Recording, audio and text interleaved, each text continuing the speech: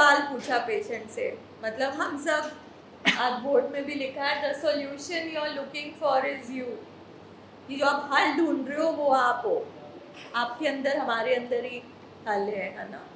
अगर हम मानते हैं कि हमारे पेशेंट को दिमागी बीमारी है, तो जब एक फादर अपनी बच्ची को नहीं देख पा रहा, जब आप इतनी पेन में होकर भी इलाज की तरफ पूरा नहीं जा पा रहे, किसी को बीमारी कहते हैं और किसको बीमारी कहते हैं? अगर हमारे पेशेंट को पेन नजर आने के बावजूद भी पेन नहीं हो रही, किसी को बीमारी कहते हैं। और दिमागी बीमारी घर में हो तो पेन होती है, परिवार को भी बहुत दर्द होता है। तो अगर हम उस दर्द को याद करके इलाज नहीं कराएंगे तो और क्या करें?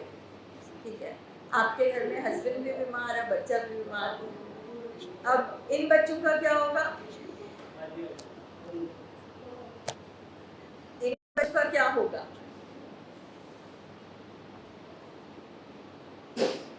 आप क्या कहना चाहते हो अपने बेटे से?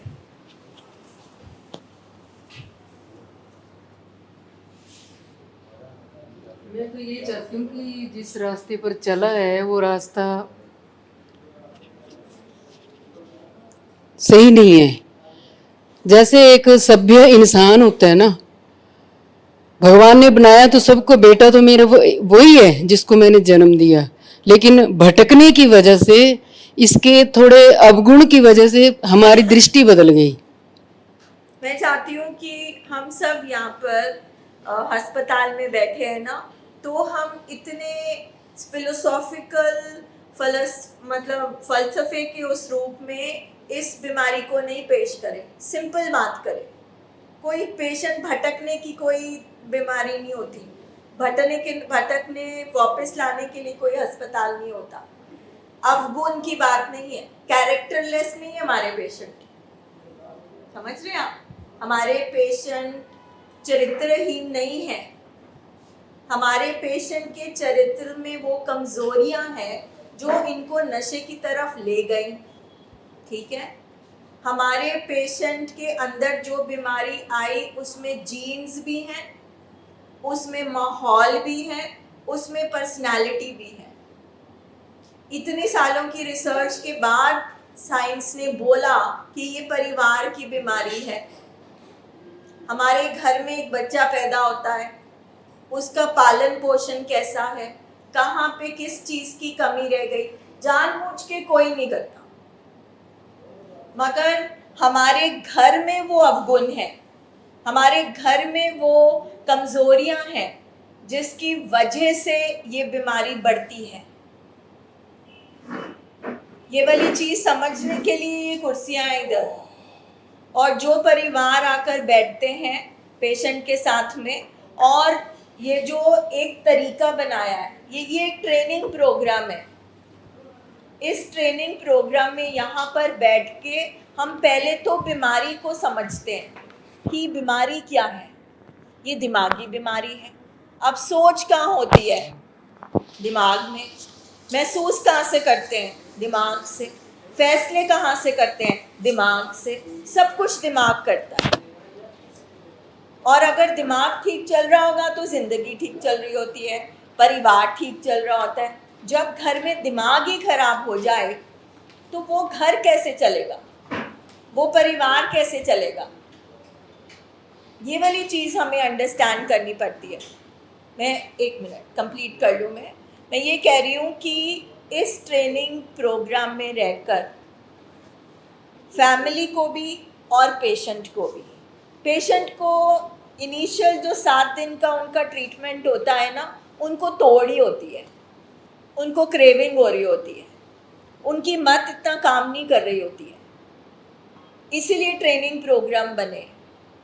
उनको समझ में नहीं आ रही होती है, ये परिवार को समझने के लिए। यहाँ पे अपने आप से मिलने की जगह है। हम अपने साथ नहीं है, हम अपने परिवार के साथ भी नहीं हैं। तो बीमारी क्या है? बीमारी कौन कौन सी बीमारियां हैं दुनिया में, जैसे cancer, TB, Covid, viral chikungunya, brain disorder, ये बीमारी है। बीमारी का अब जैसे अगर आप डायबिटीज़ वाले अस्पताल में जाएं तो आपसे हिस्ट्री में पूछा जाएगा घर में किसी को शुगर की बीमारी तो नहीं है। जब हम कहते हैं जेनेटिक्स तो इसका मतलब ये नहीं कि सारे दादा परदादा ही शराब पीते थे, नहीं। एडिक्टिव बिहेवियर्स होते हैं। एडिक्टिव मीन्स दिमाग की बीमारी है ना। अगर घर में दिमाग से ही सब कुछ होता है, आपके बिहेवियर कैसे थे, आपके पिता पुरखी सोचने के ढंग कैसे थे, आपका रहन सहन कैसा था, क्या घर में किसी को और कोई साइकेट्रिक बीमारी थी, दिमागी बीमारी थी। जो एडिक्शन होती है ना, वो सिर्फ शराब या ड्रग्स नहीं है, अहंकार का एडिक्शन है, काम का एडिक्शन है, रिश्ते का एडिक्शन है, सेक्स का एडिक्शन है, शॉपिंग का एडिक्शन है। एडिक्शन का मतलब निर्भर हो जाना। एडिक्शन का मतलब किसी भी एक चीज़ में फंस जाना, चाहे वो एक बिलीफ सिस्टम है, चाहे वो एक सोच है। और जब तक हम इस चीज़ में रहेंगे तब तक हमें इलाज नहीं मिलेगा, क्योंकि हम कारण कहीं और ढूंढेंगे, हम इलाज भी कहीं और ढूंढेंगे। अब इलाज हम अस्पताल में लेने आए हैं, वो साइंस है। कारण हम ढूंढ रहे हैं अगर धर्म में या फिलॉसफी में या अपने अंदर की ऐसा कैसे हो गया, माहौल तो अच्छा था। मगर साइंस ने प्रूफ किया है कि जो परिवार इस अस्पताल में आते हैं वो बीमार परिवार होते हैं।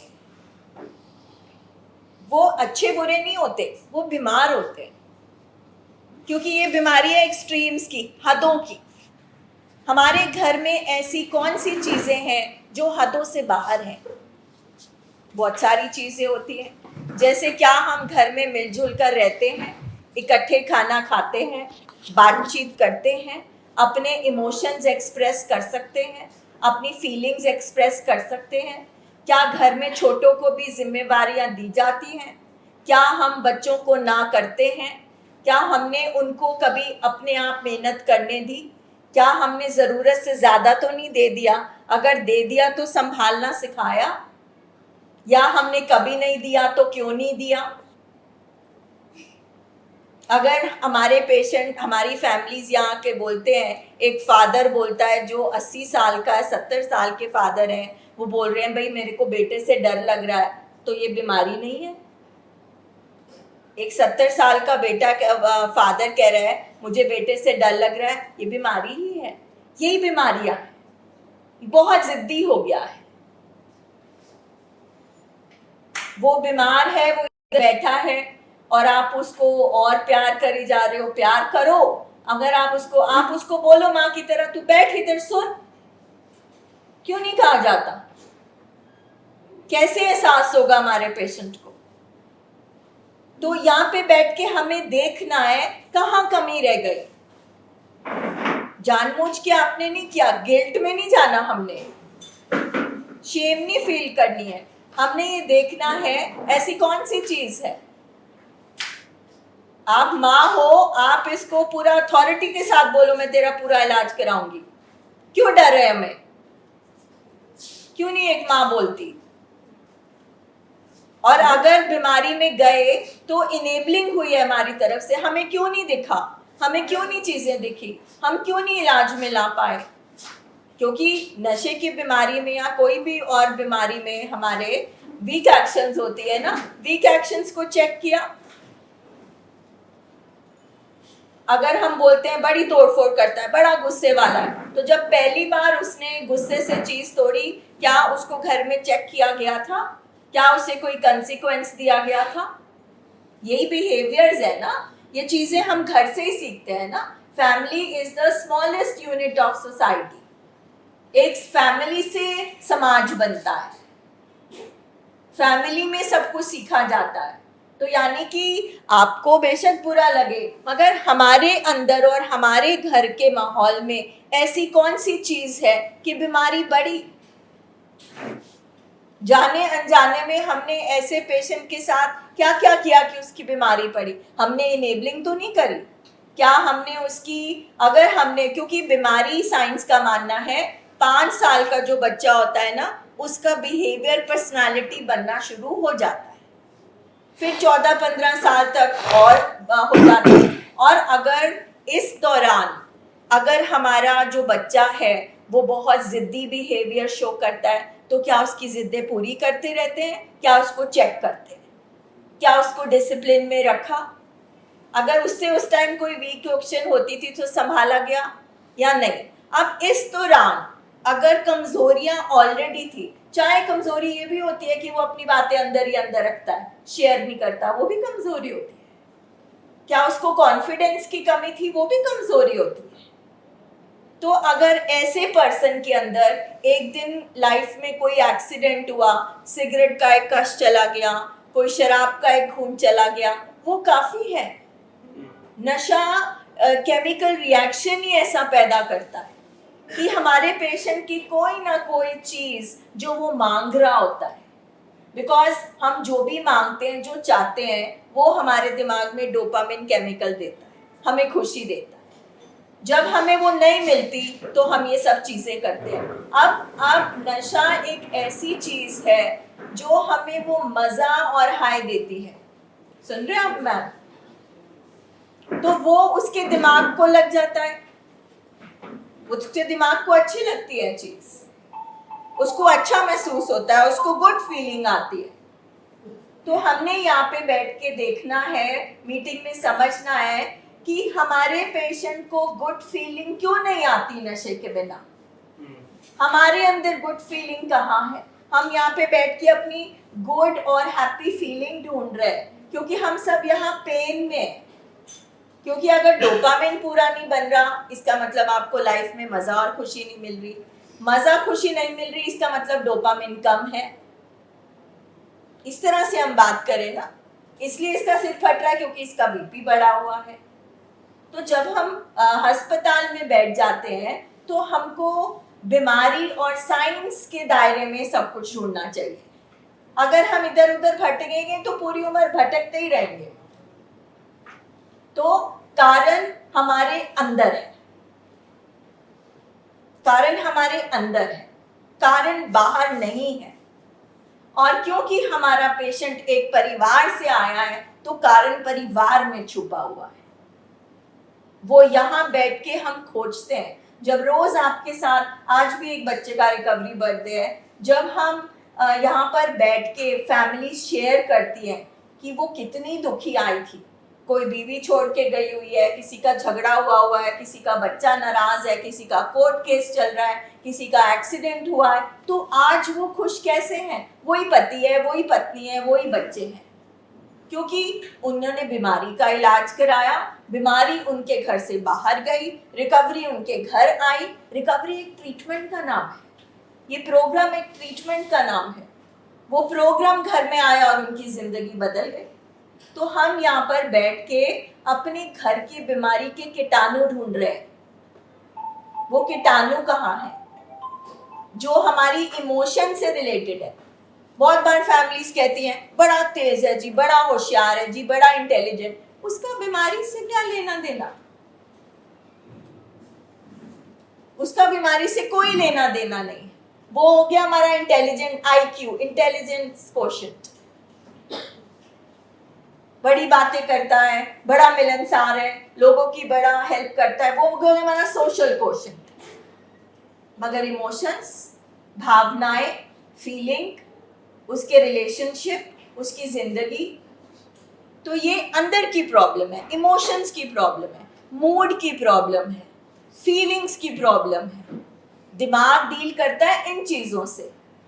दिमाग इससे नहीं डील करता कि आप धार्मिक हो या नहीं हो, आप गरीब हो या अमीर हो। दिमाग को कुछ नहीं पता। दिमाग बना है केमिकल से। अगर केमिकल बढ़ेगा तो पेशेंट गाली गलौज करेगा, अगर कोई केमिकल गिर जाएगा तो वो डिप्रेशन में चला जा सकता है। ठीक है, जैसे आपके बच्चे को दौरा टाइप आता है, वो केमिकल है, केमिकल। अगर कोई डर जाता है बच्चा, हमारे पेशेंट कहीं बहुत डर जाते हैं, तो कहीं ना कहीं से डर आया है, वो अब उसके अंदर से निकालना है। उस डर ने केमिकल रिएक्शन पैदा कर दिया। तो कोई भी दिमागी बीमारी हो वो पैदा वहीं से हुई है कि अगर हमारा पेशेंट डिप्रेशन है, वो कभी खुश नहीं रहता, तो कमी कहीं ना कहीं है उसके अंदर जो ढूंढनी पड़ेगी। इसीलिए साइकेट्रिस्ट और साइकोलॉजिस्ट के मिश्रण से मिक्स करके ये इलाज बने कि साइकेट्रिस्ट ब्रेन को ठीक करेगा दवाइयों की मदद से, केमिकल्स को ठीक करेगा दवाइयों की मदद से, जो डीएनए स्ट्रक्चर जो पूरा चेंज हो गया दिमाग का वो दवाइयों की मदद से करेगा। तो जब तक ये दोनों हिस्सों पे काम नहीं हो हमारा पेशेंट ठीक नहीं हो सकता। तो सिर्फ दवाइयाँ भी इलाज नहीं है, ये एक प्रोसेस है। और जब भी हम पूछते हैं ना, अभी भी फैमिली कोई पूछ रही थी, जैसे आप पूछ रहे थे कितना टाइम लगेगा, तो अपने पेशेंट की उम्र याद रख लो कि अगर 30 साल का पेशेंट है तो 30 साल लगे उसकी सोचें बनने को। उसकी सोच कहाँ कहाँ खराब हुई उसको ढूंढना है, उसके कैरेक्टर फ्लॉज कौन से हैं उसको ढूंढकर उसमें काम करना है। तो टाइम देना पड़ेगा, इस बीमारी को, ट्रीटमेंट को समझना पड़ेगा, क्योंकि रिसर्च झूठ नहीं बोल सकती, नहीं तो ये रिकवरी प्रोग्राम काम नहीं आता। इस रिकवरी प्रोग्राम से जसबीर सर ठीक हुए, कैसे ठीक हुए? उस रिकवरी प्रोग्राम से हमारे कितने पेशेंट ठीक हुए, वो कैसे ठीक हुए? इसका मतलब है कि ये सारी चीजें जरूरी हैं, ये ट्रेनिंग जरूरी है, रिहैब जरूरी है, दवाइयाँ जरूरी हैं। सोब्राइटी में अपने ऊपर काम करना, अपने कैरेक्टर की खामियों को ढूंढना। और खामियां सिर्फ ये नहीं होती है गुस्सा करना, जिद्दे करना, कमियां और कमजोरियां बहुत तरह की होती हैं। जैसे पेशेंट दिल में ही बातें रखता है, वो एक कमजोरी है, वो बीमारी की जड़ है। अंदर किसी के साथ कोई प्रॉब्लम हुई, उसने अपनी कोई नफरत कुछ जाहिर करना है, वो जाहिर ही नहीं कर पा रहा, तो वो कहाँ रखेगा? अंदर रखेगा ना। अगर मेरे अंदर प्रॉब्लम हो रही है कोई और मैं शेयर नहीं कर पा रही, तो वो कहाँ इकट्ठी हो रही है? मेरे अंदर। मेरे भी दिमाग का एक सैचुरेशन पॉइंट और लिमिट है। जब मेरा पानी ऊपर से मतलब लिमिट आ जाएगा तो वो बाहर निकलेगा, वो मेरे को अंदर तंग करेगा। अंदर तंग करेगा तो नशा उसको शांत करेगा। तो इतनी गहराई में इस बीमारी के ट्रीटमेंट को समझना पड़ता है। और जो बिहेवियर्स बनते हैं घर में, अगर हम बोलते हैं कि कितना सियाना है फादर की तरह, कितना पेशेंट है मदर की तरह, तो नेगेटिव कहाँ जाएंगी? पड़ोसियों पे, समाज पे। हम इंसान हैं, हम सब में कमजोरियां हैं, हम सब में स्ट्रेंथ भी है। तो दोनों चीजें घर से ही आनी है। अगर एक फादर बच्चे को कभी टाइम नहीं देता या मदर हमेशा बच्चे की चीजों को ढांपती है, कहीं ना कहीं किसी ना किसी चीज में तालमेल कम रह गया है, उस पे काम करने की जरूरत है। इसलिए ये बीमारियां का ट्रीटमेंट टाइम मांगता है, सब्र मांगता है।